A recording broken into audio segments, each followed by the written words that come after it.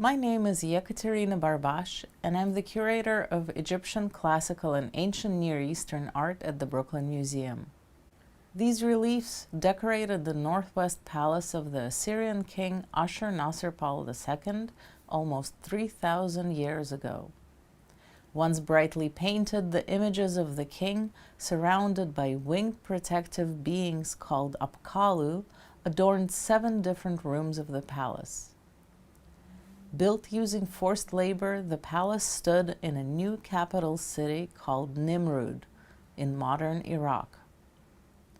In 1845, the Ottomans, who ruled the area, gave permission to excavate the palace. Many reliefs were sent to the British Museum, and some were sold. The Brooklyn Museum acquired the 12 slabs displayed in this gallery in 1955 and installed them the following year. After nearly 5 decades on display, 6 of the 12 reliefs were conserved in 2002. Thanks to generous funding by Bank of America, the remaining 6 have now been conserved to bring them to the same state of preservation and structural stability, a process that took over 2 years. My name is Vicki Schussler. I'm a project objects conservator in the Brooklyn Museum's Conservation Department. Our conservators first documented the reliefs in the gallery using digital photography with visible light, as well as ultraviolet and infrared radiation. We also created diagrams and written reports detailing the materials and the condition of the reliefs. For example, sometime after excavation, mortar was applied that discolored some areas of stone and obscured original carving and cuneiform text.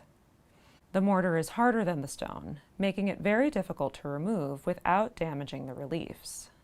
We used a laser to help reduce the mortar and other non-original materials, revealing original carving like this palmette. In order to fully conserve the reliefs, we had to remove them from the gallery wall. We began by removing previous installation materials including plaster, concrete, metal, and historic newspaper dating to 1956 from around, behind, and beneath the reliefs. Moving the reliefs always presents a challenge, as some weigh up to 3,500 pounds. Many were broken into multiple fragments during 3,000 years of disuse and were later cut down during excavation. Our team worked with outside experts to secure each fragment so that rigging proceeded safely. We cleaned each fragment, removing plaster from 1956 and reducing grime using hand tools, the laser, and solvents. Conservators and art handlers worked together to join the relief's large fragments using carbon fiber pins and chemically stable adhesives. We were also able to reintegrate small, loose fragments that we were surprised to discover had been sealed between the wall and one of the reliefs during the 1956 installation. This discovery allowed us to recover areas of carving that haven't been seen for more than 60 years. After reassembly, reliefs were fitted with welded steel armatures that support the objects and facilitated reinstallation. This updated installation reunites Brooklyn's pairs of reliefs, which have been separated for at least 83 years. When installed in 1956, the reliefs were placed to evenly distribute the weight around the gallery, separating original pairings.